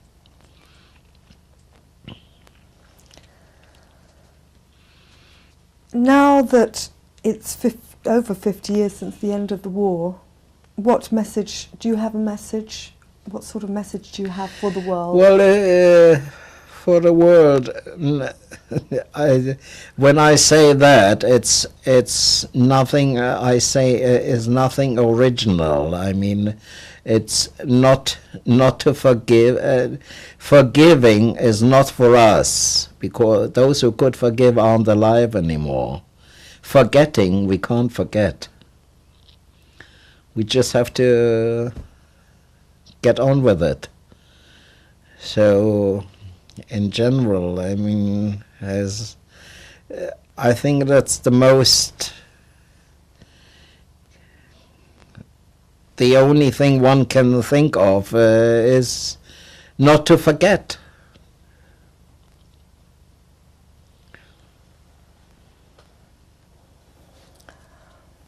All right. Well, thank you very much for a very wonderful interview. I feel very privileged. Thank you. Okay. Michael, would you like to introduce Patricia? This is my wife, Patricia, whom I've known from 1982. As I explained before, we met in Switzerland, in Vegis, and we are almost from then on together. Took a few months to get together, but from the beginning of 1983, when she came to Israel, we've been together since then. Patricia, I wonder if you could tell us something about the reunion that Michael made with Hannah Frankel. This was as a result of the programme That's Life with Esther Ranson.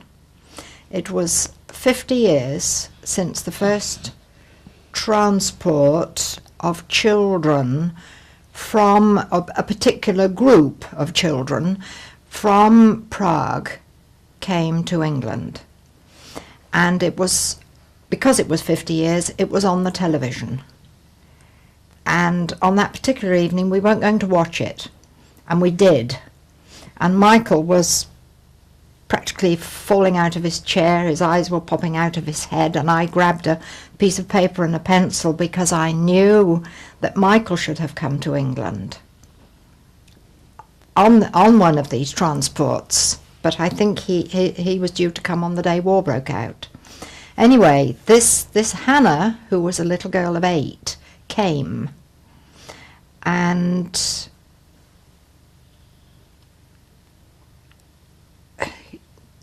sorry, you asked me about the meeting. Well, so from this television programme, you... Right. They showed pictures. Yes, they showed pictures of the children, and Michael thought he recognised Hannah.